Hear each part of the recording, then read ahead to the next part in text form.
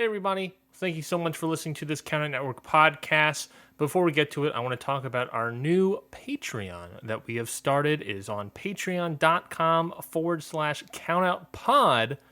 We're very excited about it and very excited for all the things to you. Now, we're a small network here, and so, we're trying our best to raise our profile and do better things and bring more fun and enjoyment to the wrestling community, wrestling fun. Remember that?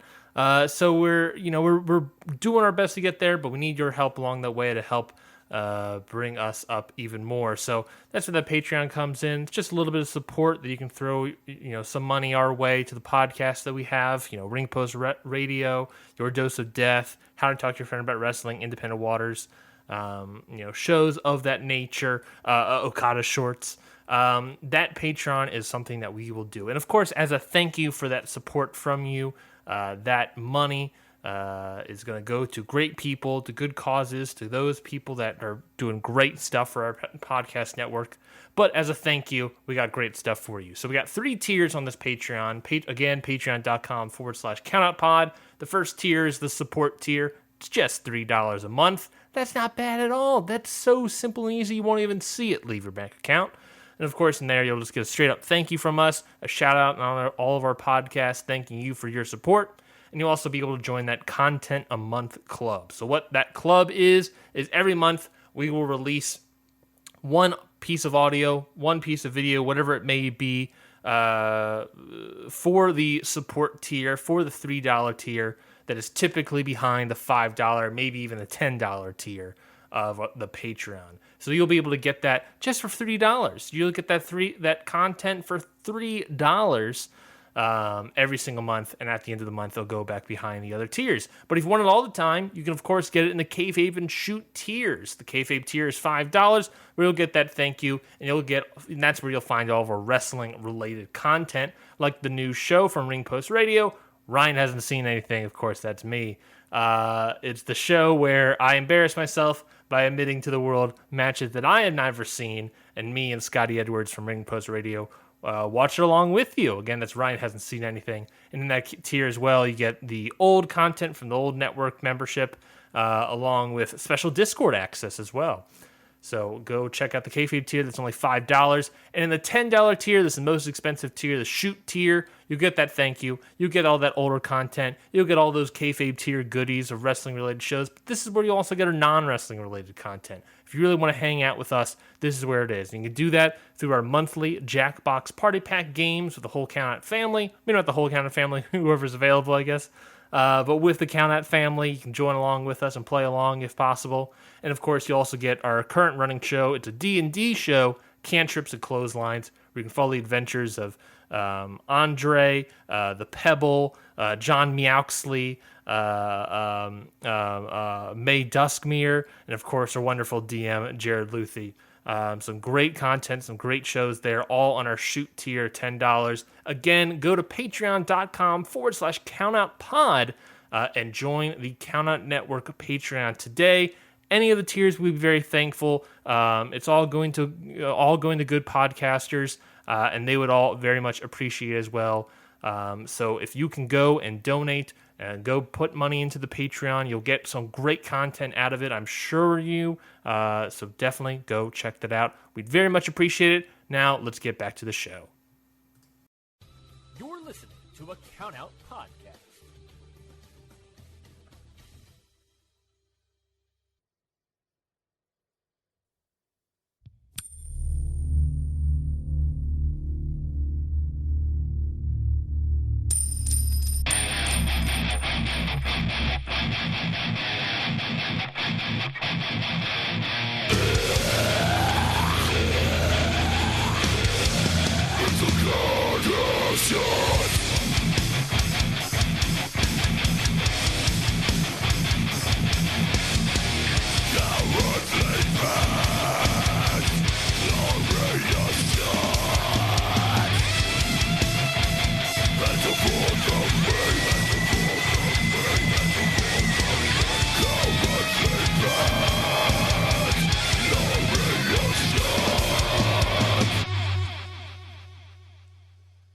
So, Curtis, it's been a real big week in wrestling. All kinds of stuff has happened. Some good, some bad. But I got to tell you, man, there was something real good that happened. And some people might not think this was the real main event of Burning Spirit. But I got to tell you, when you guys see that once-in-a-generation talent come out and really show what he's about, that's what makes this worthwhile, man. And you know what I'm talking about. You know who I'm always about. That's right. Bright Lights Carl Anderson coming out and defending the never open weight title, victoriously defeating Hiroshi Tanahashi, who is my girlfriend, but sometimes you just got to recognize the fucking player when he's out there, man. Bright Lights, what did you think? Everything you hoped for? I quit the podcast. Call Count out and tell him I fucking quit the podcast. That's for fucking carrying on like I was the biggest fucking Carl Anderson fan you've ever heard on your individual review of Royal Quest, you son of a bitch. You can't do that shit to me when I'm dying. I know. Poor Curtis is so sick. He went out and about and he hung out with wrestling fans, and look what happens. Sick. That's what happens. You get that many big, sweaty, beardy nerds in one spot, and someone's bound to have something nasty. Thankfully, not COVID. I have had 2 checks. It's not COVID. It's just regular dying. Just common run-of-the-mill death. Up. That's all it is. I'm messed up, man. Yeah, we will try and keep this one short, buddy.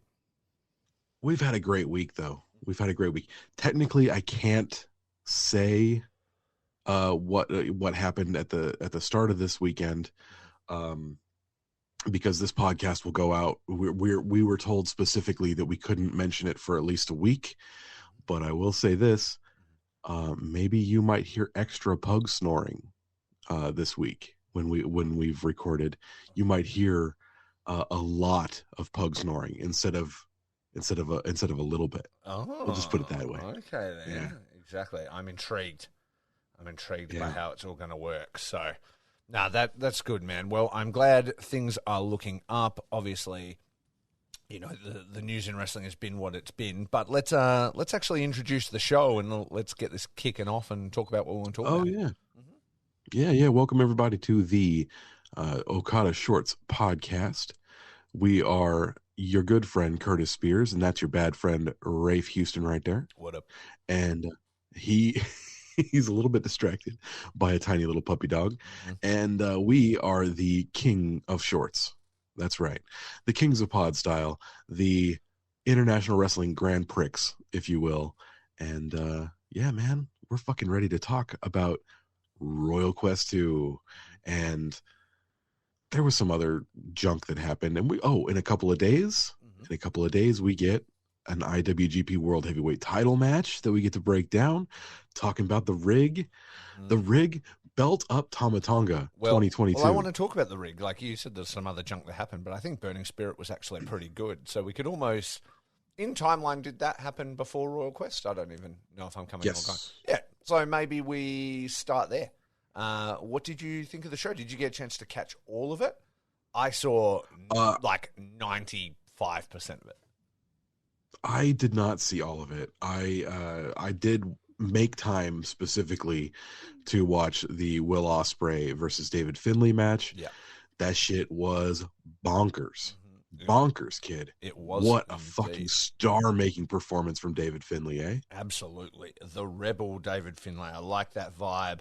I also like as well that like the promo video they ran before it. I mean, we're kind of putting the main event before anything else we're going to talk about on the show, but like the entire like main event package that they played before it happened, where they, you know, show the entire history of David Finlay, basically really shows the benefit of the New Japan system. You know what I mean? Guys like that who have been there since the start, and they've got the footage of their entire career, basically. And so you see him going from, you know, a tiny, nerdy young lion into like his different sort of, you know, weight levels and his hair lengths and, you know, everything constantly changing until he becomes sort of the final package he is now, which is really cool because you see that evolution. I know when we first started watching and David Finlay's getting around, he's not in the best shape, and he's got long hair and a scraggy beard, and he's wearing like leopard skin, trunks and stuff like that. We're like, who is this fucking loser, man? And like, he has come so far and built himself into a really, really complete professional wrestler. That's the truth, man. Like, there's a level of expectation you have when someone is a third generation pro wrestler. Absolutely. And I think he's hitting those expectations, man. I mean, before the G1, you and I were like, Finlay, maybe he was like a last minute, cancellation. Someone else was supposed to be there. And after like the very first night that he wrestled, both of us were kind of just like, holy shit, man. Like, Finlay's on one right now. And he's been on one since this summer. Like, ain't no stopping him right now. It's the fucking truth. It's really cool. And I like the way he's, like, obviously he gives, nod to his family and stuff like that, carrying the shillelagh and stuff, but even the way he's used it has been, like, quite creative, I think. Like, he hasn't just done, like, nobody's looking and he grabs and hits the guy in the head and that's all it is and stuff. He's doing stuff like he, cracks Will's hand with it on the table or smacks the belt with it, when Juice has it and things like that. He uses it kind of defensively and offensively in sort of interesting ways. I watched a YouTube video the other day about how they make shillelaghs. Do you know what they actually do with that? Can't say that's ever anything I would have thought to Google, no. So it's a knob of like black wood. Uh-huh. It's a special kind of wood they grow in Ireland. It's a knob of it, like a root, and the bulbous end of it, they'll hollow that out and then fill it with lead. Oh fuck! Really? Yeah. So they like treat it with fire and smoke for like a couple of weeks, I think it was, sometimes up to months. Yeah. And so it becomes this like hardened, smooth, like black stick, basically. Yeah. And the hardened or the bulbous end of it is hollowed, hardened with lead, and then they use it in like there's a martial art, like this Irish martial art of like shillelagh fighting. Really? It's like half boxing, half shillelagh fighting. It's fucking bad, dude. Fuck. Maybe we need to become the Shillelagh cast. Really get to the bottom of this situation. It sounds very interesting. So the shillelagh was is a actually fighting banned. weapon, right? Like, it's not. It is. Yeah, it's not like for other purposes. It's like straight up a fighting weapon. Well, that's part of the thing I was going to say. It's for a long time the shillelagh was banned when England had dominion over Ireland. Yeah. And the shillelagh actually, they started using it, saying, "Oh, it's my walking stick," like Gandalf in Two Towers. yeah. And so actually the shillelagh itself became an object of Irish independence. It became this metaphor, this what's the word I'm looking for? I'm still sleepy because I was napping off my cold. Totem, I guess, like a totem. Yes, yeah. It's it's something that they would use to signify Irish independence. Yes. The shillelagh. Yeah. And yeah, it's fucking cool, man. Yeah, there's like a county in Ireland called Shillelagh, and like that's where the shillelagh comes from. And it's like, I mean, you'll see it, like it can be cartoon, like the Boston Celtics basketball logo. Yeah, the little he's Celtic man got has a shillelagh. He has a and walking stick. Yeah, exactly. I'm a Celtics fan. Yeah. And yeah, I know he had a little walking stick, but I didn't realize that that's actually a shillelagh. It is indeed. Oh, fuck. There you go. Well, that is very interesting. Thank you for tuning into Shillelagh Cast. Shillelagh Cast. It's got legs. I think... Get on it, bro. Yeah, exactly. We didn't just cover everything exactly. just now. I want to learn about this martial arts. Do they have a league? What's the go? But about the match, I think just was like so brutal, and the tension that him and Will built, right from when Will lost that match and the G1, and then he confronts him backstage and puts him up against the wall, and like the way that Finlay talks to people, like sort of menacing and sort of realistic and fed up, you know what I mean? He's not really screaming and hollering and stuff like that. He's just like, get your shit together. This is happening. Yeah. Like, it's good. For being a small dude, like he's not a house or anything like that, but he's intimidating as fuck, man. Yeah, yeah.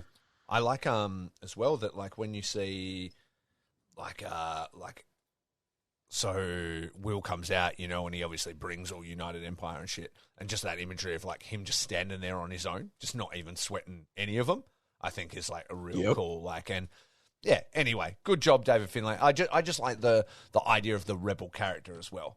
I guess I hadn't really been paying attention that much during the G1, or I don't know if this was sort of the first time they kind of dubbed him that or whatever, but I think it's really cool, and I think the idea of him sort of being a lone wolf in New Japan that isn't necessarily affiliated with anyone, but also not really intimidated by the numbers games is pretty cool. I don't know, man. Like I know he's not technically affiliated with anyone. He's kind of always been that Hantai, bro. He's there with Juice, but now Juice has left him. How about joining God? How about, I mean, he's got the attitude where he could totally fit in with a God faction. That'd be cool. That would be cool. I will say that's a perfect segue to speak about God real quick. Did you get a chance to watch?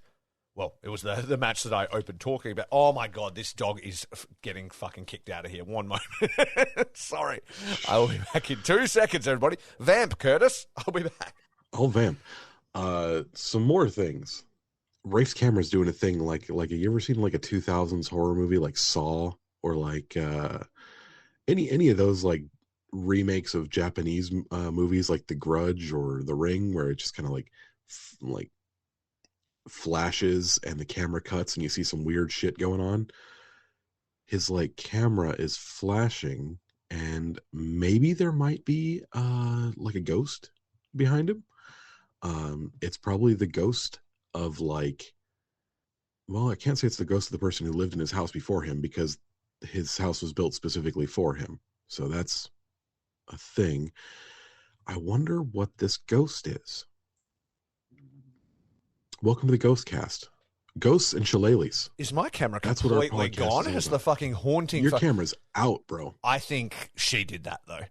Like... Oh, did you? Because from under my desk here, I have all of the amazing stuff that Rode Microphones sent me. So they've Shout out friend of the podcast, Rode Microphones. Yeah, What up, shout bro? out Rode Microphones. Thank you very much. They sent me some amazing gifts, a new Rodecaster desk, a one of like 100 like backpack to transport it in, a cover, all this stuff. But I've been so busy that I haven't even opened any of it, right? And she was going between my legs and like grabbing the bag and like dragging it out. But that's also where all the computer wires are. Like, so I'm pretty sure she's just disconnected the camera. Anyway, you know what I look like. Amazing. Yeah. So it's not really Beautiful a big deal. Exactly. So I'm not going to stop the podcast any further to fuck about with the camera. So it doesn't really matter. But Fuck that. I will say, though, that it's probably for the best because the fucking camera was looking absolutely terrifying. And I fully expected to see something standing behind me before it was all said and done. It's a bit scary. It's Yeah. a bit scary. There was like, a little girl standing behind you with the hair in her face or something. I don't know, She's man. still here. No good. Oh no. Is she going after your beer? Oh, well, she might be. I'm not drinking. She's beer. going to come for your strong zeros, dude. That bitch. I will say, though, I wonder whether I caught a ghost. So I was speaking to somebody the other day in this room as an interview. He's a professional wrestler from New Zealand called JT Hollow. Very great guy. New Zealand. Yeah, exactly. So I don't know what that accent was supposed to be, but but he was telling me, and this is covered in details on Faces and Feels when I release it, that when he was a kid, he had like this eye condition where his eyes were sort of weaker or whatever, and they had to give him like transplants, like on the lenses of his eyes from a dead person. And I was like, I asked the question that your scared face is asking right now. So can you see dead people now or seeing ghosts? And he's like, yo, I'm 12 years old and I'm waiting in the bed. And the nurses are like, don't worry, you're probably not going to see ghosts because we know he was like a really good man. We looked into it and all this shit. And he's like, are you guys trying to help me now? Like, because this is not making me feel better bringing this up. Listen, Nurse Ratched, I'm gonna need you to not fucking talk about seeing dead people. I'm Yeah. gonna need you to be the ambassador for science and logic and reason and skepticism right now, and not bring this shit up when I'm fucking 12 years Don't old. be talking about that. So anyway, shout out to donors. That's a very amazing thing they did for that man, and he now sees better. And they told him he could never wrestle. They were like, he was a kid at the time, but they were like, you can't do physical sports. You can't go for bushwalks because you might poke out an eye and your eyes are more delicate. But being a young Maori boy, he then went on to be in many fights in his life and street fights and things like that. And he was like, hey, my eyes haven't dislodged. Maybe I don't care about this anymore. And then now he's a pro wrestler. The force of his will has strengthened his eyes. Well, I like to think that his eyes have the fighting spirit. Yeah, I like to think his ghost eyes create a spectral armor that protects him in those situations. Yeah, exactly. That's badass. That's badass. I know. Imagine this is anime. It just comes out his eyes. Anyway, podcast officially derailed, but keep an eye out for JT Hollow on Faces and Feels in 1,000 years when I get more episodes out.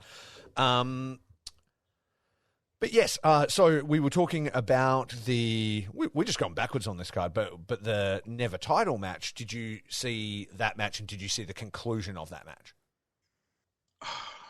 I kind of fast forwarded through it. I can't, dude, with fucking Carl Anderson. It was the bright lights were on in Kobe. Was it Kobe? I don't know. The bright lights were on, man? That's when he's at his best. Is it? I don't know. Is it really? I don't know. I think when he's at his best is like 2013.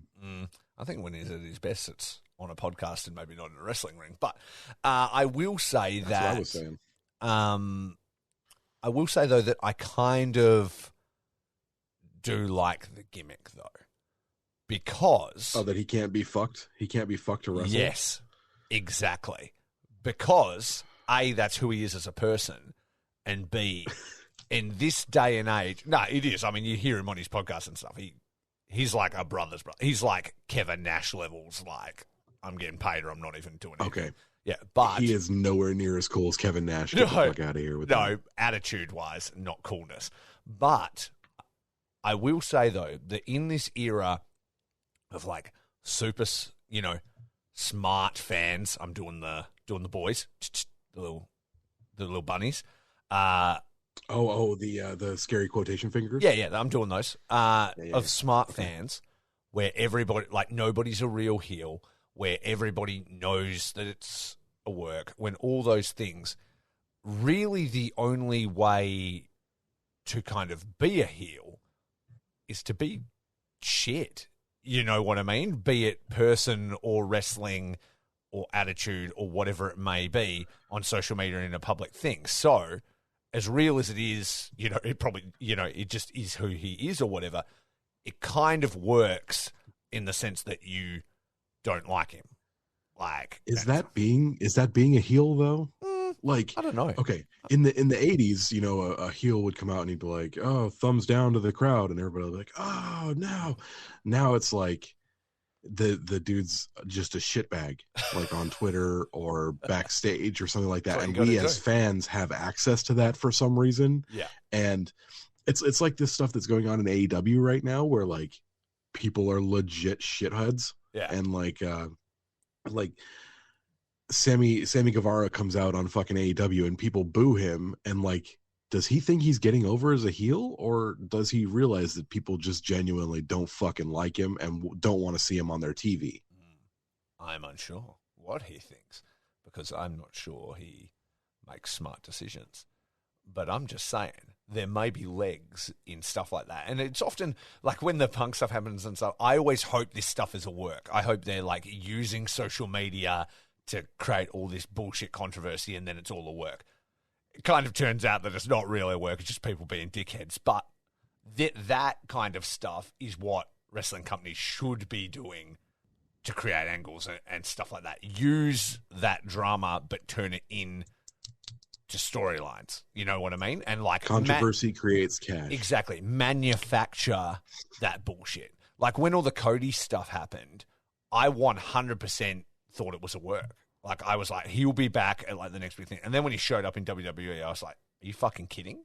Like, what are you guys doing? Like, this was an amazing angle, you know? Like, but it wasn't an angle. It's just real life. And I'm like, you guys need to start doing this stuff, but as angles is what you need to start doing. But yeah. And I would say that as things go on, I think there's maybe legs in that. I think they just need to find a way to do it properly, is kind of what I'm getting at. But as the match was what it was, it plays out, and then afterwards, Jay White comes down, you know, with Gedo, and they're going to stomp out Tanahashi, and they're like getting the best of everybody and all the young lions, and then fucking down comes the Rig through the curtain, not wearing a shirt, abs on display, and he's just clearing house, but he's clearing house like 80s pro wrestler kind of styles, and like doing all these moves. And then Jay White's on the ground and he's begging off, and he's like, "Oh, you motherfucker, I told you I was gonna kick your ass, and now I'm gonna do it. Here's the time." And Jay's like, no, like he's literally talking like that. It's so funny. And then Jay's like, "Turn around," and then Leo's coming down, and he's like, "Oh no," and he's like, "That's right, I'm the fucking mastermind. He's with me. We're the new family. That's all about Bullet Club." And then fucking Hikuleo grabs Jay White by the throat and fucking turns him around and throws him into a gun stun. They put him down, and then it was like the Golden Brothers moment where they hug. And when I say that the crowd fucking exploded, like when Hikuleo grabbed Jay, audible, like there'd been no noise basically in the building before this, it exploded. Everyone was like, "Oh!" And then they do that, everybody cheers, and then when the two brothers hug, the fucking place came unglued, man. Like Tama, The waterworks. God, there. Yeah, fucking, I felt a little bit of emotion. I was like, oh, fuck. Niagara Falls, buddy. And you know what? I was thinking about the Rig, right? And how we were always like, Tama's like in super good condition. Why is he always like covering it up with this, you know, suit and all that? And I think it was for this reason. I think he's like, I'm saving the Rig for when I eventually become a face. And then that's the time where now I'm like this jacked superhero. Because as a bad guy, I don't need to have the best body in the ring, you know? I wonder if that was the thought process behind it. Because now the Rig is out 24/7. And it should be. Oh yeah, it's his spot. It's him. It's Taichi ripping off the pants. It's like you wait for the spot in the Tama Tonga match where he like freaks out, rips that fucking shirt off, and everyone swoons. Everyone swoons. And when you make a save, when the shirt's already off before you even make the save, you're making a statement. Like he was just chilling backstage in jeans and fucking no shirt, and then he's like, "What's that? Some shit going down with my boy Tana," and then just like hits the fucking ramp, you know? Not today, bro. Hantai in this fucking house. I told you I was gonna kick your ass. Now's the fucking time. Here I go. Like, watch that ending and watch like when Jay's on his like ass sitting down against the ropes, begging off, and Tama's walking towards him. The shit he's saying is so fucking good. Like I was just dying. It was so great, dude.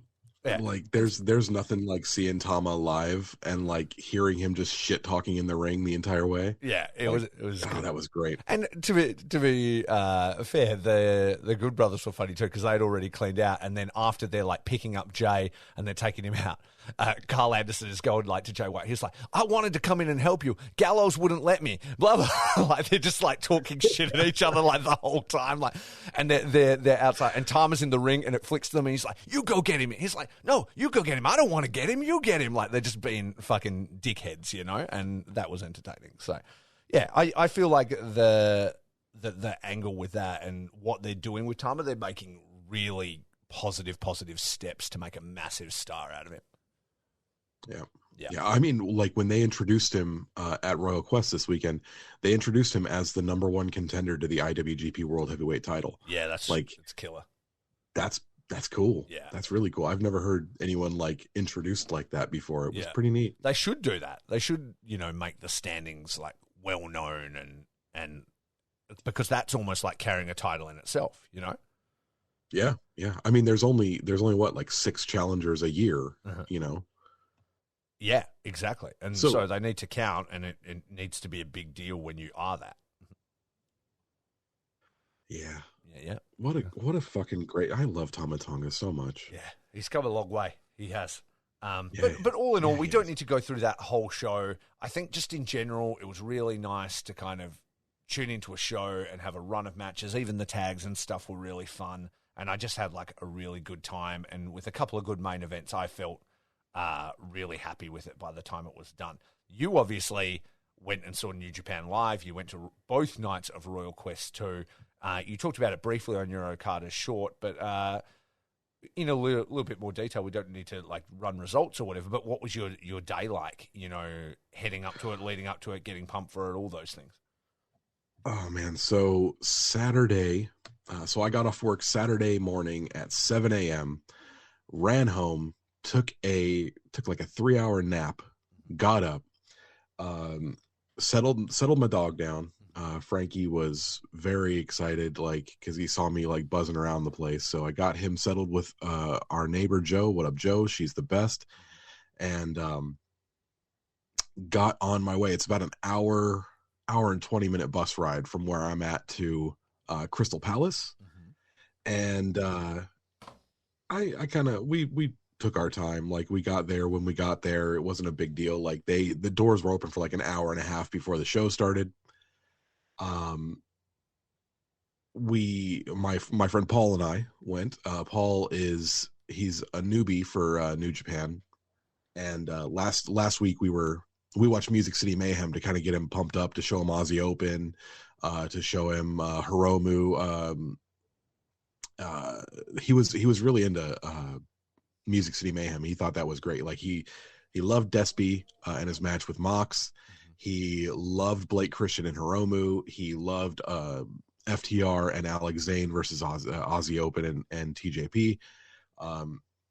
He was really amped after that to go and watch the show. So that was fun. Sorry, I had to sniffle, and I didn't want to do that in the microphone. Then so I picked him up about halfway there, and we continued taking the bus ride there. Just, he was asking me different questions about New Japan and things like that. The day started, once we got there, the time started kind of a little bit somber, a little bit quiet. Everybody was talking about Inoki. Yeah. And once the locker room emptied out and we had that moment of silence for Inoki, and they started playing his theme song, and everyone started cheering, chanting Inoki, Bomaye, Inoki, Bomaye. That was a lot of fun, and it really felt like a little bit of a cathartic release. You could see like Tanahashi was fucking broken up, dude. Yeah, wow. He was feeling it. Yeah. So it was kind of cathartic for everybody. I think, like, we could stay here and have like a downer and, be kind of somber, or we can fucking rock the pillars of heaven and make him hear us wherever the fuck he is. So that was kind of, I think, where everybody went. And English wrestling crowds are fucking wild, dude. Like, they like really loud, love right? their graps here. Yeah. So when you have that hanging over their heads, where they're like, we're gonna get extra loud and we're gonna fucking party tonight, and then you watch what is bound to be a 5-star match, like, Saturday night was fucking it, dude. It was so much fun. Yeah. Afterwards I met a young man. I was on the bus home. I met a young man named Alex, I believe. He was like, sometimes when you're like, if you're riding on public transport, like on a train or a bus, and the person in front of you, like, you can see their phone, Yeah. This dude's scrolling through Twitter, and he's scrolling through Facebook and stuff like that, and everything is like wrestling. Like, every once in a while, like, MCU stuff would pop up, or like I think he was listening to Deftones and shit. I was like, I need to talk to this kid.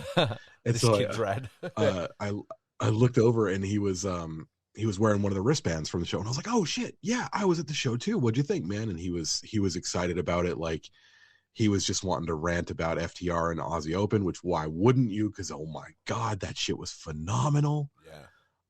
So that was pretty cool to just have one of those moments where, like, it's 11 o'clock at night, you're on your way home, you're tired, you're fucking, like, had this emotional release throughout the night, and just to be like, yeah, dude, I fucking and connect with someone over the love of New Japan Pro Wrestling. So that was pretty cool. Yeah, that is cool. Um, How did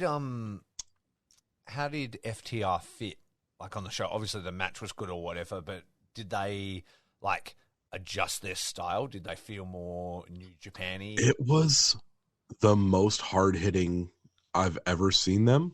Normally, like, so I like FTR. I think they're good, but like every time I've ever seen them, like they build themselves as this like throwback. We're hard men doing hard men things, Yeah. and really like they're just indie dudes. They're just thigh slapping fucking indie guys with like an 80s mindset. Like that's how I've always thought of them. Yeah. Nah, man, no, I don't Take it know. back. Like I take it back. I take back everything because they're fucking it. When they were unleashed, man, and they and Aussie Open fucking went to goddamn war. It was so good. Yeah, that's sick. I'm really looking forward to it. Do they have any word There's- as to when they're releasing this show on World? I think that they said that they're. Kevin Kelly said that he's recording the English. Hold on, let me double check Twitter here. I believe he said he was recording. The 12th or the 13th is when he's recording the English for it. So it'll probably be up after that. Oh, okay, then. Yeah, no worries. I imagine they'll turn around sort of quick once he's done that, because he'll be like, they'll have essentially probably fully edited the show and then just like drop his, commentary straight over the top, and then it's good, right? Mm-hmm. Yeah. Oh man, I'm so excited for you guys to see it. The one spot that I want to point out for this match, they've got Aussie Open in like stereo sharpshooters, right? Yeah. And Aussie Open are kind of like nose to nose with each other. And I thought they were going to do the DIY versus FTR thing where they kind of have to like stop the other one from tapping out. Yeah, He's got to physically like, fucking. So young Kyle Fletcher sees that Davis is like fading and he looks like he's going to tap out. And I was like, oh, he's going to grab Davis's arm. And like, no, Fletcher reels back his hand from the fucking 1930s and slaps Davis across the fucking face. And Davis kind of like stops and he does it fucking 3 more times. Blah, blah, blah. Like just the fuck slaps up. the fucking taste out of his fucking mouth. Like, wake up and fucking fight, motherfucker. And I was howling, dude. That's awesome. I was oh God, this is the greatest fucking moment in sports history. Yeah. Just like, That's hot. It was That's so some good. really good character stuff for them. That's awesome. I'm pumped for this. I can't wait till this is released. I reckon it's going to be And a great time. The best part of that experience, not this match, but the experience as a whole, was getting to see just how far 2 of the main young lions are now. Yeah. Shota and Tsuji are both, man, like that if I could take one thing away from this weekend, it's both of these dudes are going to be fucking humongous the second they get back. Shooter's ready to go. Bring him back now. Fuck it. I don't even care. Yeah. But like Tsuji is this fucking close. Yeah. He's a hair's breadth away from being like one of the biggest heels in the company. Yeah.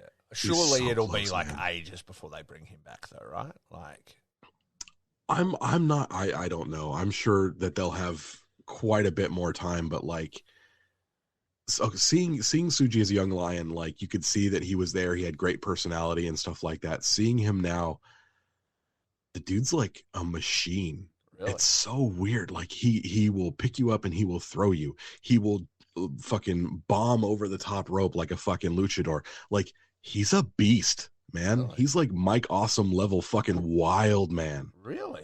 It was awesome. I can't Like- even picture it, like based on, The greatest- young lion I the saw. greatest spot.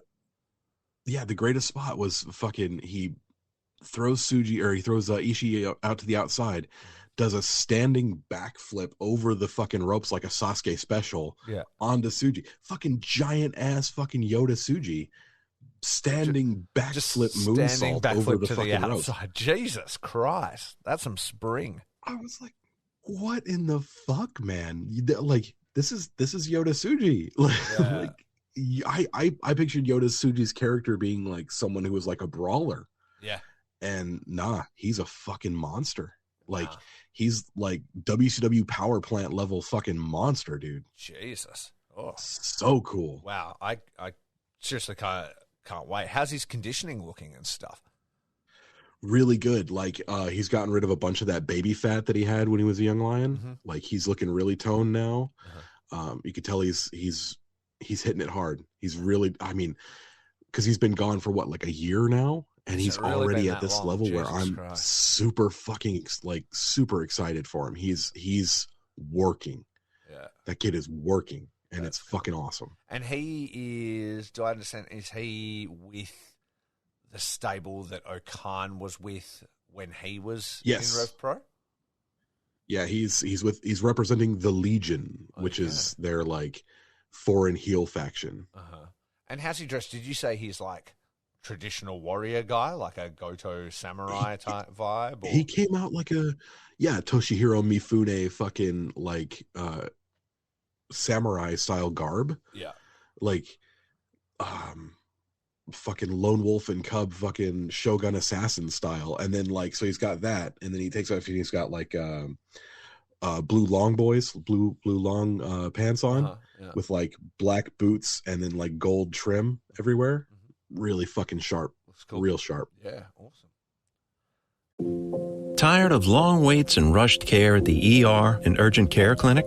Next time, stay home and let Dispatch Health bring the power of the hospital to you. I call Dispatch Health. A care team of medical professionals actually come to your house. They're the same caliber of people that you would see if you were at a hospital or an urgent care. Dispatch Health can treat most non-life-threatening emergencies. They can do the x-rays, they can do stitches. Urinary tract infections, blood test, urinalysis, ultrasound. It's almost everything that they can do at the ER. You never feel rushed. They're there for you and only you. I felt like their only patient. And it costs no more than a trip to urgent care because Dispatch Health is covered by most insurance, including Medicare. See if we serve your home at dispatchhealth.com. Dispatch Health really went above and beyond. It's wonderful to have care come to your home. House calls are back, and they're better than ever. Learn more at dispatchhealth.com. That's what you want. Yeah, so for me the fucking experience was. What am I talking about? I was like, that's what you want the long ways. You don't. You want the shorts. He's fucked up. He's saving them for when he returns to New Japan. That's what it is. Saving the shorts. Yeah, it could be. Yeah. Saving the shorts, glorious shorts. Yeah. Cowardly pants, cowardly long boys. So what you're telling me is he's a coward, and I should write him off right now. You should write him off right now. Never going to do anything of any sort of note. Yeah. Fucking shooters wearing the long boys too. Damn it. So we're going to need Ren to fucking step it up and wear the shortest of shorts. Yeah, he's coming in the shorts. You know, he's coming in like yeah. Shibata. He's coming in his Shibata cosplay. Yeah, exactly. But hey, I'm here for it. If we can't have Shibata full time, Dude, fucking yeah, I am. Yeah, exactly. So I guess what do we have coming up for New Japan? Because we're now on the road to Wrestle Kingdom. It's the 7th of October today. You know, January 4th is Wrestle Kingdom. I know I think we've got like, what is it? Declaration of Power. This Monday. Of Power. It's like the 10th of October. Like, so that's coming in. Yes, it is. Real hot. Coming in real hot, man, because it's the 7th now. Yeah. It's 2:12 in the morning, and Declaration of Power. The match lineup for that is Ren Narita comeback match. Speaking of Ren, Robbie Eagles, and David Finlay. How's that for a fucking team? Oh, that is for a team. I'm surprised his comeback match isn't like a single though. Yeah, maybe they're launching his first story out of this one because they're facing Doki, Kanemaru, and El Desperado. Yeah. I'm excited to watch Ren versus Desperado. That sounds fucking killer. Interesting though that like Finlay's the only heavyweight in that match. Yes. That's a good point. Is Robbie Eagles still technically Chaos? Yeah. Huh. Okay. Is All right. Finlay Chaos? Was Finjuice Chaos? No. Oh, okay. No, they were always Hontai. Yeah, I wonder what they're doing here. Maybe we're seeing a new faction being born, eh? I don't hate that. Those three together would be cool. I don't hate it at all. Yeah, it would. Second match, Taichi and Zack Sabre Jr. versus TMDK, Bad Dude Tito and Sugar Shane Haste. Yeah. I swear up and down right now, Tekkas Bad Dude versus Tito, TMDK. That's fucking awesome. fucking Big Teats Yeah. made so many fans this week, dude. Yeah. So many fans. I mean, that's huge. They put him in a single with Okada. Oh man, so big. Yeah. It's fucking awesome. New And Japan he must love him, eh? he's just part of the fucking touring roster now. Like that's the coolest. That's the so fucking cool. I love that TMDK is an actual fucking like faction now. You know? I wonder whether they're setting this up because you know how they've been. Obviously, Tekkas is powered down. Dangerous Tekkas, Taichi, and Zack Sabre Jr. are not really a team anymore after being so dominant for a while. I wonder whether this is an opportunity to establish TMDK, Bad Dude Teats, and Hysterical Shane Haste as a threat in World Tag League. Like almost certainly, I would still prefer to see. I'd prefer to see Shane Haste and Mikey Nichols again, and like Tito and Jonah maybe. But I don't know. I think it's going to be these two if they're pairing them now. I don't know what Mikey's status is. I know he's got a baby and stuff, so maybe he's not about. Oh, maybe he doesn't want to go to Japan for a month and a half. Yeah, exactly. Like, I mean, he's had the baby for a while. For all I know, the kid's in college now, but he's a parent, so maybe he's not about.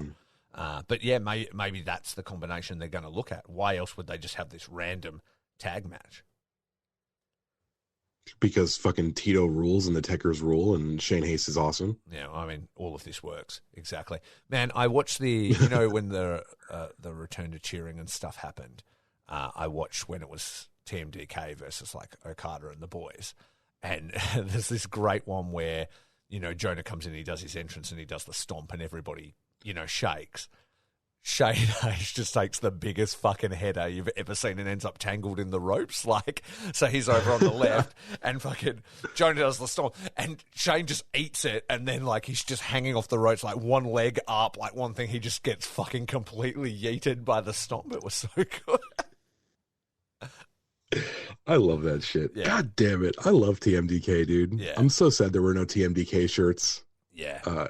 At fucking Royal Quest. I would have bought one. Don't worry, there'll be plenty of time. What do we got after that? Yeah, but I want to get in on the ground floor, man. I want to get in on the ground floor. I want to wear these like Team Filthy and TMDK shirts, like represent fucking when you're walking down the street and you're wearing like a Bullet Club shirt and some dude's like, yeah, fucking hey, too sweet me, bro. Yeah. And that's cool, but like imagine walking down the street a TMDK shirt and you're from Perth, so that's different for you.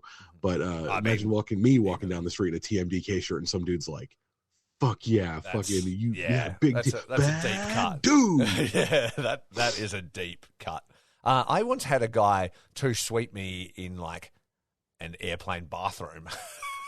like in an airport bathroom. Like I was like leaving and a guy was walking in and he was just like, too sweet. No, I mean I was coming out and I had washed my hands and he was going in, kind of thing. And he was like, too sweet because I was wearing my Bullet Club hoodie. Random. Don't talk to me though. So fifth match. I'm the exact opposite. Yeah. Like if I'm wearing a t-shirt or something, it's because I love that thing and I'm throwing up a battle flag. And if you want to come talk to me, like if you're That's like, fair. I fucking love, like I'm wearing a Jay White shirt right now. If I fucking love Jay White, dude, I'm gonna fucking sit down and talk to you for a few minutes because that's cool as shit. This is fair. This was like 5 a.m. in an airport though. I was very tired. But don't. To be fair, he didn't try and bail me up and talk to me. He just gave me one of these on the way, and I thought that was pretty cool. Then what do we go after that? Fifth match looks to be like 1 million people. Third match is Master Wato, Taguchi, Hikuleo, and Hiroshi Tanahashi versus the House of Torture. So that's a whole lot of things. So we're going to see Dick Togo madness. We're going to see Taguchi's butthole and ball sack. Wato is going to come out and he's going to do some things really good, and then he's going to mess up one move and like completely crumble. I will say Hikuleo looks really good as a big dominant like baby face. Like he and Carl Anderson had a very, or not Carl, sorry, Luke Gallows had a very like 1980s like Andre the Choke Giant slam off. fucking Big John Stud moment. Yeah, it was pretty cool. Mm-hmm. Yeah, I mean, he can be the next Diesel of New Japan. He could be the next Diesel. Yeah. He's that cool. Yeah. Yeah. That'd be fucking sweet. I would be about it. Next up, we've got Hiroshi Tanahashi. I'm sorry. Yoshihashi and Hiroki Goto. Very different Bushamon. people. Very different people. Very different people.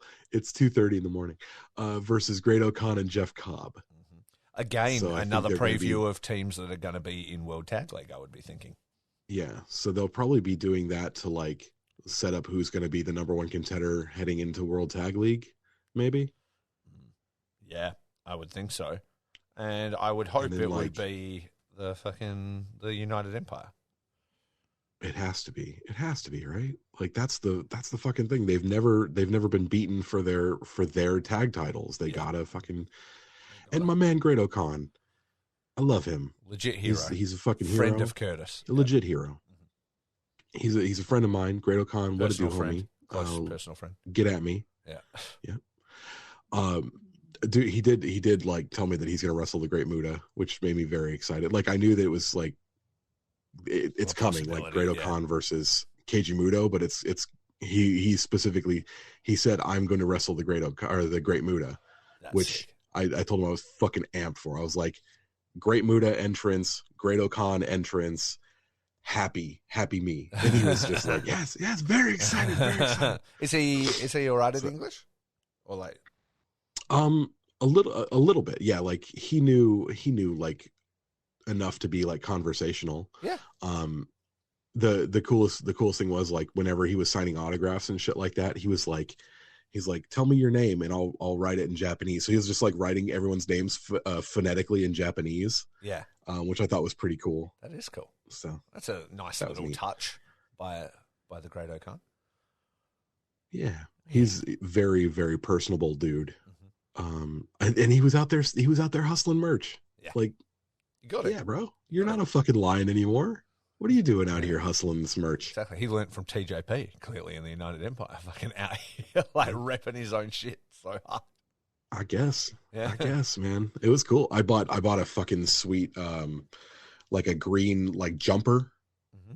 Like, do you guys call it jumpers? Like I call sweater? a sweatshirt. Yeah. A jumper. Yeah. But either. Well, it's like a sweatshirt. It's not like a knit sweater or anything like that. It's a sweatshirt. Just like a pullover, long sleeve, bit thicker. Yeah. Yes. So I bought one of those. It was a United Empire one, and then I got a one that like a performance shirt. You know, like something that's made out of a thin material you wear like work a out. Gym. Yeah. I got a New Japan like Soul Sports like workout shirt. Cool. Same brand that they make their tracksuits out of, and then they had a full tracksuit there, and I went there to fucking. That was the first thing I came up to get, and it was like a size medium, fucking medium Japan sizes. I was like, nah, that like wouldn't an fit on my extra fucking thigh. American, yeah, absolutely. Yeah, no, thank you. No thanks. I wear like a triple cool. XL fucking New Japan tracksuit. Like no joke. I wear. The 2X pullover shirt that I got is just a little bit too small around the gut area. So I got That's all right. Well, now you've got that New Japan workout shirt. You can use that to then fit into the pullover easier. My wife's stolen the workout shirt already. She's sleeping in that. It's already gone. Yep, never getting it back. This is how it happens. I specifically got the pullover shirt. I was like, look at this nice soft fleece pullover you can wear. And she was like, yeah, give me that workout shirt. And like, so there it is. That's fine. I got her an autograph, and like, she was super amped to get the autograph. So like, she's got a frame for her autograph now. It goes up on the wall next to my Terry Funk and Jushin Liger autographs. Yeah. Oh, so that's pretty cool. Of Okan. Yep. Yeah, that's awesome. Fucking sweet. He had like a banner there. It was like a Strong Spirits, that video game. Yeah. Uh-huh. That they came out. It was like a banner. It wasn't like a towel, like a terry cloth towel, but it was like an actual banner of it. And it was like, that was $50. I was contemplating getting that. But yeah, They had lots of I'd rather merch get at two this thing, T-shirts than man. one banner. Yeah, it sounds like they really like bring out quite a bit of, variety in the merch. Well, the shirts, they had like 8 different shirts, I think, and then like a bunch of just like odds and ends Yeah, okay. that they had, like that one tracksuit and stuff like that. Yeah, So exactly. Maybe there was like, I don't see them bringing those random things. Maybe that, it was stuff they'd left from previous tours with Rev Pro or whatever, and then drag it all out. Like when they're. I'm sure that's what it was. Yeah, I'm sure that's what it was. Because when But, yeah, you've super got cool odds and dude. ends after a tour or whatever, I'm sure they're not like bring it back with the guy. Like, you know what I mean? They're probably just like Rev Pro store this. Next time we're back, we'll try sell it, like kind of thing. Yeah, this has been sitting in storage since 2019. Yeah, exactly. That medium track.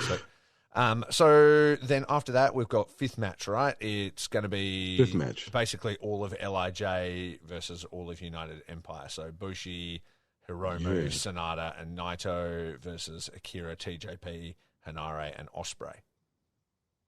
Is this to set up a junior rivalry with TJP and Akira versus Bushi and Tanahashi, or Bushi and Takahashi? Yeah, I would say so. I mean, a lot of these are going to be, I keep forgetting there's a Super Junior tag as well. So there'll be, pairings set up. So is it going to be Robbie Eagles and Ren Narita in the Super Junior tag? Oh, shit. Yeah. I'm Yeah, into that. and then maybe Doki and Kanemaru. Yes. Doki and Kanemaru would be fucking badass. Yeah. Doki, I want to see Doki, Kanemaru, and El Desperado go after the Never six-man tags. Yeah, that would be cool. That would be cool to bring that in. And then I guess we're heading towards Ospreay, Naito. Well, we know we're heading towards Ospreay and Naito for the US, right? He obviously beat Yes. Zach. Yeah. So, so that's that. And then maybe we're looking at Hanare Sonata feud. Maybe. That could be. Maybe Hanare and Will Ospreay in the tag league. Oh. And Naito and Sonata in the tag league. Could be a thing. I would prefer to see Sonata and Shingo personally, but like I'm not upset at it. Yeah, or Naito and Shingo. Even better, face Sonata out. Even better. He needs something to do, though, so fuck, give him something. After that, what do we got? I really like that idea of Hanare and Ospreay. Yeah, I like that too. And that's going to mean like That sounds wins great. for Hanare, which is what's most important right now. And also the juxtaposition Yes. of their styles is really cool as well. Yeah, I think they could do a lot of really crazy stuff with Yeah, I know. Will like coming out of nowhere and fucking Hanare just beefing people down. Yeah, and like Will's Cool. so good at that kind of stuff, and they'll think of like scrummy fucking English street fucking hooligan tag team moves and shit. Right. I'm in. Yeah, I'm fucking in, bro. They're in. Look at me. I've got the thing up, and I'm the one reading the things. All of a sudden, I've tagged in 6-match special singles match Kushida versus Taiji Ishimori. Do you give a fuck Special about singles match. Kushida? Because you were very excited when he came back, but do you Let's- even go here? Like, Okay, so he came back at the most unfortunate time, right? Like maybe they should have saved him coming back for like the G1 finals or something like that. I think it doesn't matter Because- when he came back. I think he just needs to do anything different. People were like, "Oh, we're so excited, we're gonna like see something in Kushida's back and stuff," and then it just feels like like treading water. It's like, oh, okay, we're still doing the exact same thing. Probably because they put him directly into a feud with Taiji Ishimori, which is who he was feuding with when he left. Yeah, and he's also boring as fuck, so that's not ideal. You're not wrong. Oh. Shut up. No, if they had put him into like a feud automatically with maybe with like Desperado or something like that, something fresh that he hasn't, because like he's never been in a New Japan junior scene that had like Yeah, Desperado ascended. yeah, You know? yeah. Well, So- I understand this isn't for the title. Taiji Ishimori was like, you haven't done anything to earn it, so it's like a special singles match. So I imagine this is leading to maybe now they start the Kushida story. So maybe somehow he gets this win and then goes on into the title picture and things start to happen. So maybe they thought, oh, we'll just give him like the good old time boy. Everybody's happy to see him again. Let everybody see the the Marty McFly vest for a while before we start doing anything else, you know? I don't know, man. What's gonna capture lightning in a bottle for Kushida? You know, like it does feel like he's been the same dude for the last like 10 years, and whereas that works for someone like Tanahashi, you know, yeah. it's not gonna The work other for thing is as everybody. well, the feud they're putting him in with Ishimori, it's not like a heel turn would matter. You know what I mean? If they were like, oh, cool, and then he's in this feud or whatever, and then he, you know, takes this vicious heel turn, and now we see a new side of him. Like, who cares if he cheats to beat Ishimori? Good. He's a bad guy, you know? So, like, the only way this can go is more of the same. Like, and unless he gets screwed out of the title and, you know, and then in some way that changes him, you know? Something like that. I don't know. But yeah. I'm sure he's got something. I'm sure they've got something. They wouldn't hype him to come back for this long. Yeah. Look, New Japan takes a long time to do these things. They're set in their ways, and they like to like spread things out and things to take a while. So we'll see. We'll put a pin in it. I'm not excited about anything to do with it right now, but we'll see where it goes. The match is going to be good. It's just like, then what? Yeah. You know? Like, you're going to get a 4-star match out of it. Okay, then what? Yeah. Cool. And then we get another Next up, one for the title, apparently. And, like, unless you're invested in Kushida winning that, that's another match. Like, oh, okay, cool. So, next up, 7th match, KOPW 2022 provisional match. The we all know this one, the Who's Your Daddy match. Pumped for this one. Pumped for it. Can you speculate wildly for me about what a Who's Your Daddy match is? I hadn't really given it much thought. I mean, the winner is Daddy. That's pretty clear. Well, do you think the do you have to say I'm your daddy, or I you're think my daddy, like in an I Quit match? Is there a diaper changing scenario? Yeah, like, that's it. Is there costumes? Are you teaching him to shave? I think best case scenario, sneaking him a beer at the family barbecue. Like what? Getting him into R-rated movies. That wouldn't. My dad used to show me R-rated movies all the time. Yeah, none of this is good parenting. I would say best case scenario for me is it's essentially no DQ, false count anywhere style I Quit match, but they have to say that the other person's their daddy. That's what it is. That's boring. I want some all over the arena. All over the arena. Full.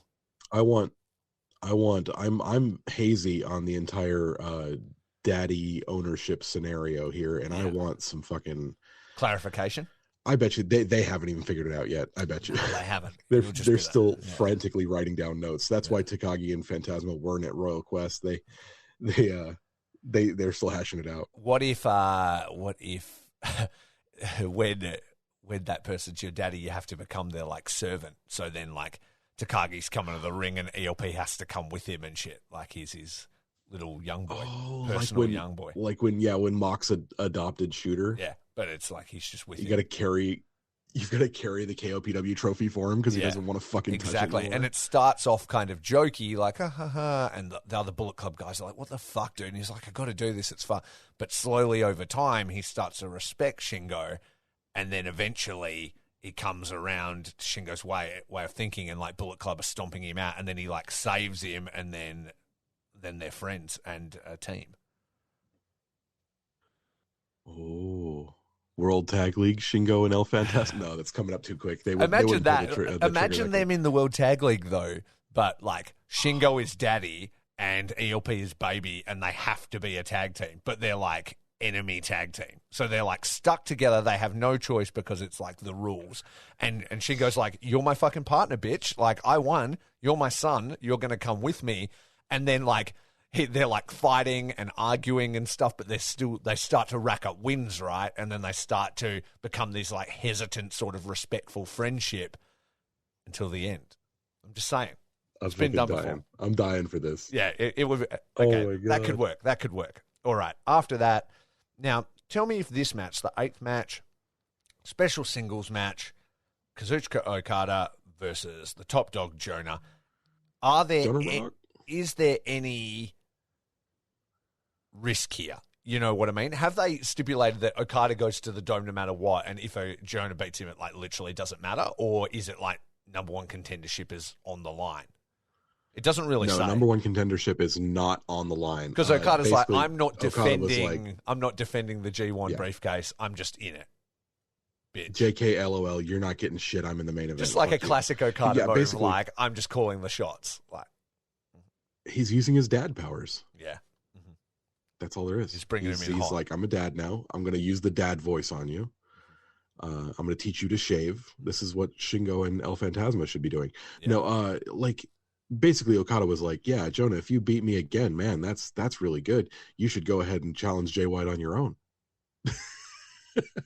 Leave me out of it. Because I'm going to be at fucking... Leave me out of it. I'll be there. Fucking main event at Tokyo Dome. Yeah. I don't give a shit. Yeah, you do whatever you want. And Jonah's like, you beat Jay White and I'll see you there. Yeah. I wonder what they're going to do here. Because, I mean, they're obviously picking up steam as Jonah being super dominant. And it's kind of interesting that they'd even have this. You know what I mean? Because it's the potential to sort of weaken Jonah a little bit, I guess. I don't know. Yeah, what's the point? Is it do you have Jonah beat Okada again and make Okada look like he can't beat Jonah? Or do you have Okada get his win back against Jonah and kind of start to undo all those things that you've been doing during the G1 for Jonah? Do you have Jonah beat him, then Okada goes on to the Dome, say wins the title from Jay, and then he immediately needs to defend against Jonah the next night at New Year's Dash, and then there's like a very real threat that's beat him a couple of times now, and he's got to defend the title immediately with like way more stakes. That would be the thing I would hope for. But remember, we are doing Super J Cup at New Year's Dash this year, so that's our booking. We already booked that. We've already sent that into Gato, so we're just waiting on final approval of that. Although that would be fucking it. Do the Super J Cup and then have a fucking championship match directly afterwards. I'm into it. There you go. All right, we've booked it. And then I don't see this ending well either way. And maybe I'm not seeing the big picture, but maybe I need to back up and look at everything and see what the possibilities are. The match is going to be fun. But having Jonah beat Okada again isn't going to do anything for Jonah, and having Okada beat Jonah isn't going to do anything for Okada. Yeah. I mean, maybe they think it is. Maybe he gets a narrow win and they're like, he's still the best wrestler going into Tokyo Dome. Tokyo! Because this isn't for the briefcase, I don't think there's any reason to do it. Yeah. I feel like I don't understand why they wouldn't just have the briefcase and just have a briefcase defense. The only reason to not is because maybe Jonah's going to win. And finally, the ninth match, IWGP. I'm sorry. No. What? No, it's fine. It's fine. I thought you were done. I was speculating, but I guess we were leaving it as an open question for the listener to think about. It's an open question. Yeah, exactly. But yes, no, I don't know. I haven't talked to Gato this week. I'll send him a text. Yeah, hit him with a text. Yeah. Final ninth match, 60-minute time limit, IWGP World Heavyweight Championship match. The challenger, number one contender, Tama Tonga, the good bad guy, versus the fifth IWGP World Heavyweight Champion, Jay White, the catalyst of professional wrestling, in what would be his second defense, because we do count Forbidden Door around these parts. And I don't know, man. Belt up Tama Tonga 2022.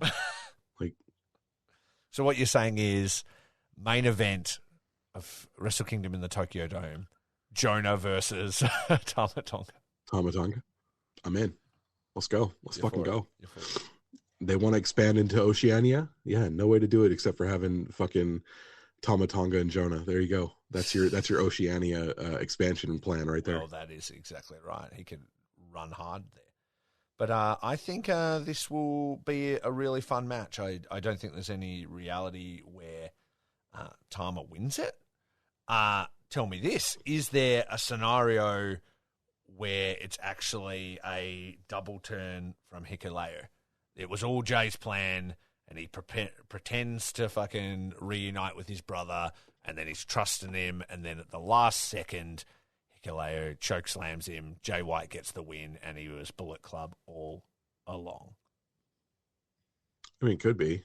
It definitely could be. Where's the fun in that? Like, I mean, I don't know. I mean, it would do two things. It would protect Tama, and it would also make him an even more sympathetic babyface, because he's been betrayed by his family and Bullet Club, and his big shot at rarefied air was ruined by his own family, and then so brings on the feud of brother versus brother. It's maybe not my favourite scenario, but it seems kind of likely. It could be a thing. It definitely could be a thing. I like the way God is like shaping up to be its own faction. You know, I like that idea, because like I'm always all about like planting seeds for, you know, a faction shakeup and stuff. Yes. So I don't know, man. It just seems like a thing. It just seems like that would be undoing the work that they're doing right now. Yeah, and I think the crowd reaction was like they were really into it. So maybe it's a good thing to kind of keep Hikuleo on the face side of things. Yeah, I mean, like, he was really good as a face. So having him just go right back to this, like doing a you know, Jay White like points at head smart like wrestler, like, I got you, you know, whatever. Yeah, it's like, pretty, do we paint need by that for numbers. Tama Tonga? Yeah, exactly. Yeah, it's pretty paint by numbers. Like, I don't think there's anything wrong with Tama Tonga just losing clean to Jay White. I think it's totally fine. Yeah, there's no problem with it. I'm kind of sad. I'm kind of sad because I want to see Tama Tonga win a belt. I don't know if it's going to be the IWGP World World title, though. I don't know if that's going to happen. They gave him the Never title to lose it like a week later, and that made me sad because it was his first singles title, and like that would have been fucking cool. But maybe we have Tama Tonga as like U.S. champion. I would love to see Tama and Will go at it and see what Tama could do to represent the United States. That would make me fairly happy. Well, I don't know, man. I don't see Tama winning, but I want Tama to win. I feel like I'm swimming upstream. I mean, there's literally no reality where he wins, because there's no way that the main event of Wrestle Kingdom is going to be Okada versus Tama Tonga. Like, that's just not actually going to happen. Like, it's going to be Jay White versus Okada. But I think he'll give a really good showing, and I think we'll see some storyline sort of seeds planted, and then we'll see where it goes. Do you see him being in World Tag League? Maybe like God 2.0 with Hikuleo instead of, obviously. Yeah, that's definitely going to be a thing. I'm double belt Tama Tonga. World title, also wins World Tag League, and so he does double duty that night, wins the tag titles with his brother, and then wins the world title. That's Curtis's dream. There it is. There you go. There it is. All right, and man. I talked you into it, and that's the same level as Tanahashi winning. I'm really not sure you've talked me into it, but it's totally fine. He's celebrating now. The cold, I'm glad that you agree with me. And the flu has gotten to be too much for him, and he's actually now seeing through time and space and hallucinating. So let's wrap you up, man, because I can see you're really struggling, and it's like 2-3 a.m. there, and let's do it. 2:42 in the morning. It is. Yeah, exactly. So I appreciate your time, and I appreciate you making an effort.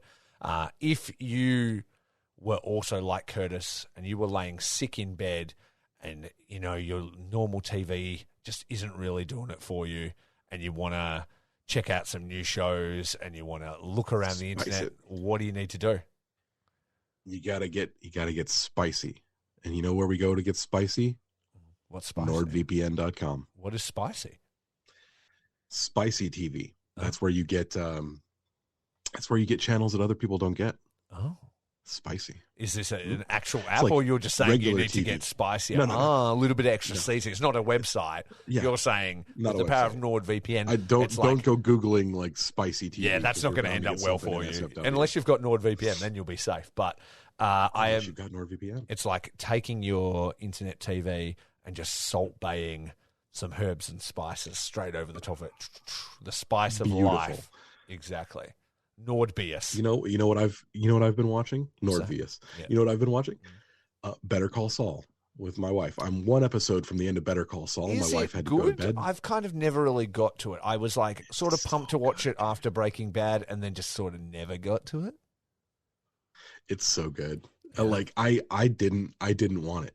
I thought Breaking Bad ended so well. I was like, I don't want a movie to show what Jesse did after Breaking Bad. I don't want a TV show to show me how Saul got there. I don't want any of it. Yeah.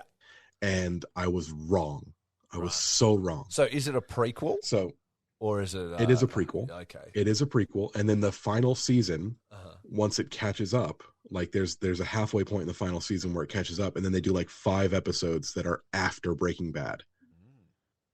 So he's on the run, and he's this whole other person. You know, a new moniker, a new dude who's just trying to live his life. And can he stop himself? Can he live this normal life? Or is he going to be Slippin' Jimmy? Is he going to be the dude who can't stop from getting in trouble? Yeah. And that's the cool thing. And I'm one episode from the end. But the cool thing about that is, if you are like me and you want to watch Better Call Saul, well, season 6 is not on Netflix in America. You know where season 6 is? Where's that? The final season? It's on Netflix in England. Oh. And how would you access Netflix in England? Well, you'd go to NordVPN. NordVPN.com/what? Shorts. That's right. NordVPN.com/shorts. You'll get a 30-day money-back guarantee. And what you'll be able to do is try and protect yourself from the dangers of the internet while also unlocking the full potential of all of your streaming services. Grab your exclusive NordVPN deal by going to NordVPN.com/shorts to get a huge discount off your NordVPN plan, plus 1 additional month for free, completely risk-free with Nord's 30-day money-back guarantee. You want to see what happens to Jimmy McGill's Saul Goodman? I do. And I can't wait to watch that final episode. And you should watch it with me by going to NordVPN.com/shorts. Absolutely. That's right. You know how at the start of this we talked about a man with ghost eyes having a spectral armor?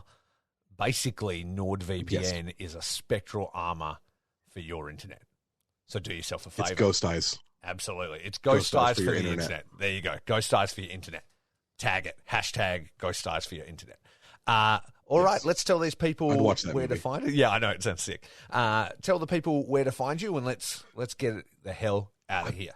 I think they made that movie. It's called Pulse, Ghost Eyes for Your Internet. It's a Japanese horror movie. It's I thought it was really Death fucking Note good. You should also watch. has ghost eyes in it. Death Note? Yeah, the anime. No, that's a demon. That's a straight up, like, he's just a demon that kills people. But the people can trade I think their life, or knowing when their life's going to end, to have ghost eyes, and then they can see everybody else's death day or how they're going to die. It's also in Death Note. I've even seen the musical live in Japan. I haven't watched Death Note in like 5 years. Well, do yourself a favor. It's real good. If you have NordVPN, you could just log into the appropriate service and check it out. There you go. There you go. There you go. All right. Where do they find you? Tell the people. You can find me on Instagram and Twitter at eldestructo83, where I am currently posting things about comic books, and hockey season is starting up for me. It's going to be very exciting. And you can also find me on the Smart Foundation podcast, where I talk about, sorry, it's 2:48 a.m. The Smart Foundation podcast, where I talk about classic wrestling and play games with my friends. You can find me on the Throw and Dice podcast, where I talk about tabletop RPGs, tabletop wargaming, and mostly a lot of Chinese food too. It's really weird. They're all about it. You can also check him out on the Shillelagh cast coming soon to Count Out Network. The Shillelagh Ghost Cast. Ghost Shillelagh Cast. Yeah, exactly. Where we hit men with ghost shillelaghs. Yeah, exactly. Terrible. I'm vetoing this riff right now. Yeah. Where can they find you at?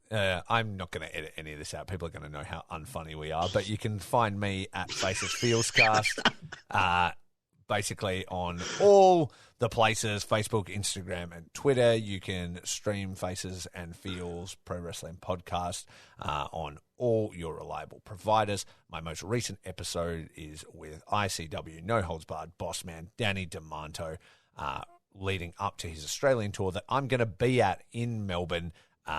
Danny doesn't do interviews very often. He's a very sought-after figure in podcasting, so I was very excited to speak to him, and that episode has been popping off and getting a lot of positive Very feedback. cool, man. So, congratulations to you. Thank you. You've landed the white whale, Ahab. Well, yes, he is definitely one of my white whales. So I was very excited to speak to him, and we had an absolutely great time and an awesome conversation. So, yeah, check out Faces and Feels, and then make sure you check out all of the great podcasts on Count Out Network, Your Dose of Death. I was on there recently too. How to Talk to Your Friends About Wrestling, Independent Waters. Ring Post Radio, Independent Waters. All of them. Pure, the ROH retrospective show. What's Ryan's show again? Like cool. Ryan's wrestling fake. No, the one where he's like Ryan doesn't know anything about wrestling or whatever his new one is. Yeah. That's on our Count Out Patreon.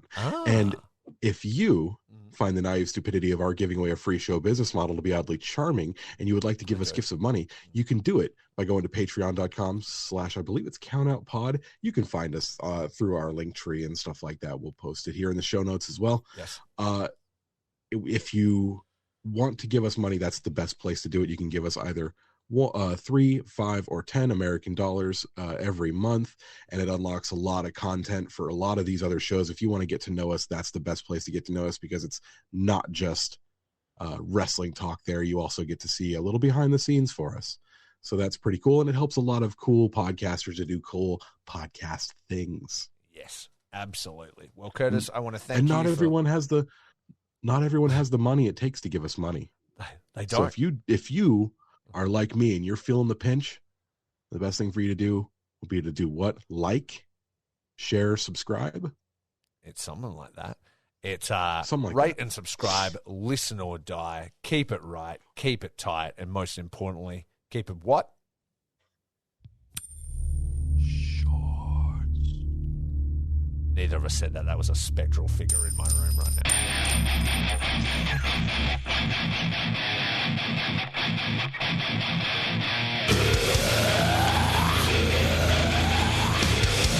It's a god of shorts.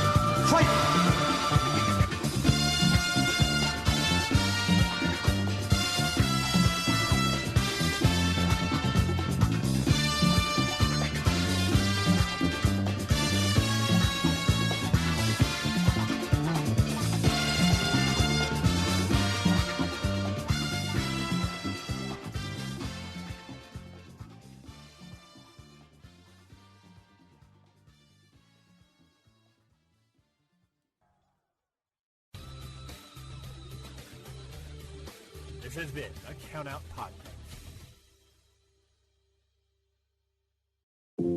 Tired of long waits and rushed care at the ER and urgent care clinic? Next time, stay home and let Dispatch Health bring the power of the hospital to you. I call Dispatch Health. A care team of medical professionals actually come to your house. They're the same caliber of people that you would see if you were at a hospital or an urgent care. Dispatch Health can treat most non-life-threatening emergencies. They can do the x-rays, they can do stitches. Urinary tract infections, blood test, urinalysis, ultrasound. It's almost everything that they can do at the ER. You never feel rushed. They're there for you and only you. I felt like their only patient. And it costs no more than a trip to urgent care because Dispatch Health is covered by most insurance, including Medicare. See if we serve your home at dispatchhealth.com. Dispatch Health really went above and beyond. It's wonderful to have care come to your home. House calls are back, and they're better than ever. Learn more at dispatchhealth.com.